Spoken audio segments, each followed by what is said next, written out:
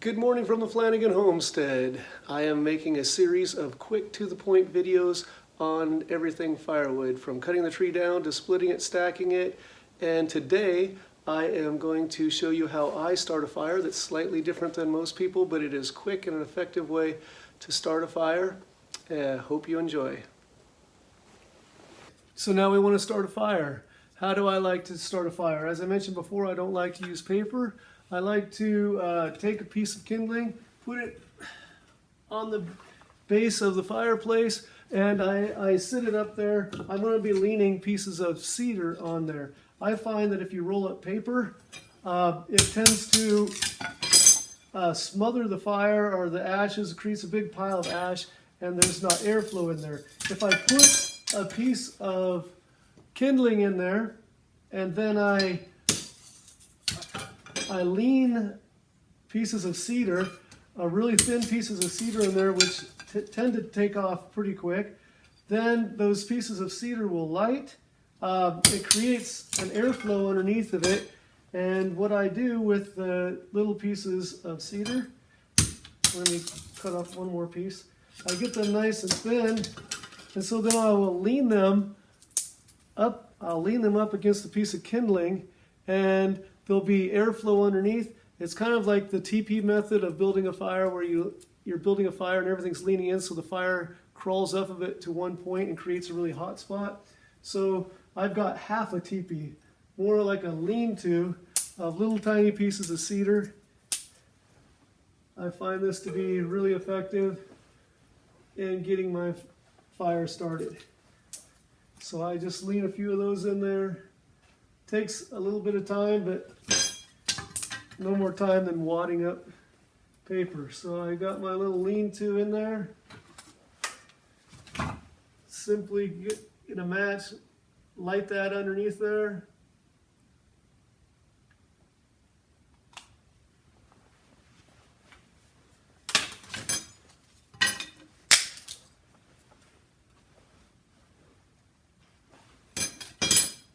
We've got a little bit slightly larger sizes, and then you just take a couple more pieces of kindling, normal size, lean them up on top of that teepee, give them just a little bit of space in between so that there's air flowing through, but they share heat.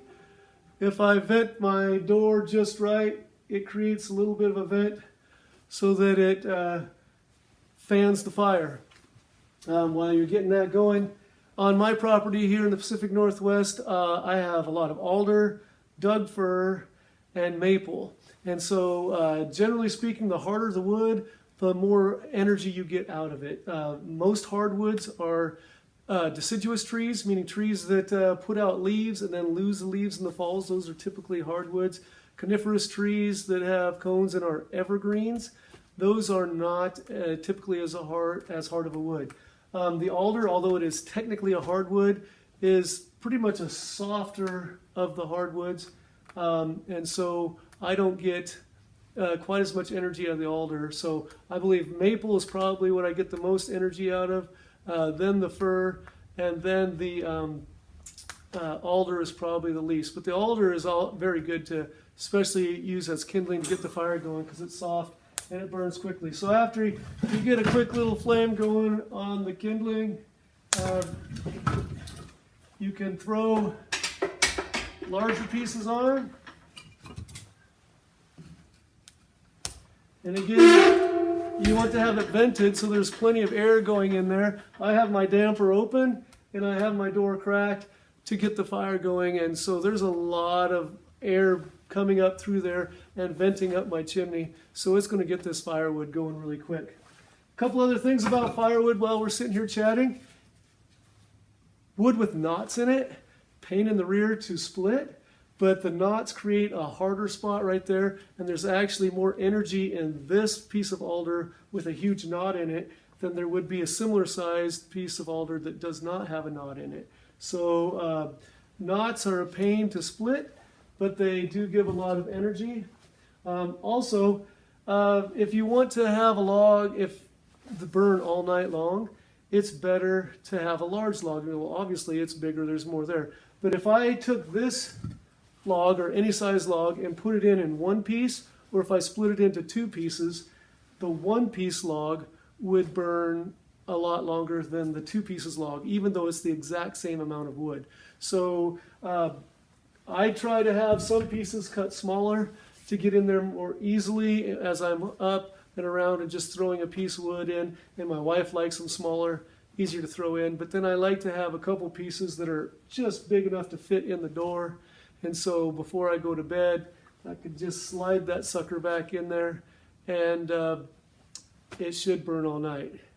And I think you could see through there that my fire is going pretty good right now. And yeah, that's how you start a fire. I prefer no paper. Obviously, if you don't have cedar around, it's not going to be quite as easy to do that. But it's the way I like to do it here on the Flanagan Homestead. Okay, so we've had the fire going for a while, and one thing I would recommend you having if you want to effectively and efficiently heat your entire house is this attachment here on the top bends back behind the stove, and it has a fan inside of it, and there's a thermometer on it. When it gets hot enough, the fan turns on and the air is pushed up from behind the stove and pushed out into the room. We also have this fan up here on the ceiling that moves the air around, and then our entire house is heated by this stove. We have a basement below the floor I'm on and bedrooms up above, but these fans help move the air out into the room, and then we have central air. There's a duct return on the other side of the house that sucks out all the warm air in this room. We force most of the air into the basement. It heats the basement, rises back up through the rest of the house. So if you could get something that when your stove is hot enough to push the air out into the house, it will heat your house more effectively. I forgot to mention while we were here, here in the state of Washington, I believe the code is 17 inches. That's why my brick is coming out here. 17 inches, you need to have brick or non-flammable material around the fireplace. You can't just have your fireplace sitting directly on wood, or you're not supposed to. It's a safety precaution. So that being said, you need to be careful. I have a tendency to want to get my firewood stacked too close to the fire, because we all want to have wood close to the fireplace. So try to keep that a safe distance away. I have my kindling in a wicker basket, a nice and flammable wicker basket with little strips of cedar. Obviously this could take off really quickly. So instead of letting this sit real close to the fire, we need to make sure that we're getting that a fair distance away from the fire. So if anything was to tumble out or get super hot here, it's not going to conduct that and take off. So respect the code. I got little pieces of kindling that was left on the hearth here. Let's get that away and try to keep everything a safe distance away. Wouldn't hurt to know where your fire extinguisher is. Mine's just a few steps away that direction. Before we get started building a fire, let's talk about cleaning out. I have a bunch of ash right now in my fireplace that I need to clean out. I'm fortunate in that this was kind of a new concept. It's not new when I bought this many years ago, to have the pan underneath there, and you can have the trap door on the bottom that lifts out, and you can just rake your ashes and your coals into that box, and all the dust settles, everything's in there, and then when you're ready, you can pull this out. Another reason this is really good is a lot of times people want to clear out their fireplace when there's still a lot of hot coals in there, or they're not even sure if they're hot. So I can push this ash into that tray. I can leave this now 24 hours, and I know that there's no hot coals when I take it outside. There's been many homes over the years that have burned down when people cleared out what they thought was a cool bed of ashes. You throw it out, and then it exposes some of the coals that were still warm to oxygen. It's in your garbage can right next to your house. Then you throw papers and stuff away, and the next thing you know, it catches fire and it starts burning your house. So this tray is really nice. You could put ashes in there, and there might be hot coals in there, but they could just sit there for a day or whatever, and then they're cool, and you can throw them away. I tend to take mine out into my garden or compost at other places and just use the organic matter that's here. But when you're throwing out your coal ashes and everything, if you're going to take it outside right away and there's any chance that there's coals in it, set it on non-flammable in a non-flammable area for several hours, and then throw it in your garbage can later. You know, keep it away from your house till you know it's cold.